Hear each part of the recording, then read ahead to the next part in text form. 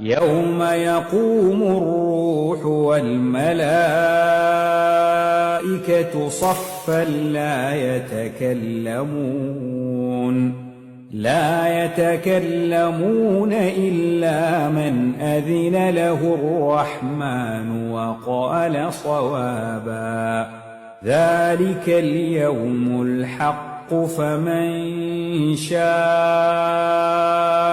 اتخذ إلى ربه مآبا. إنا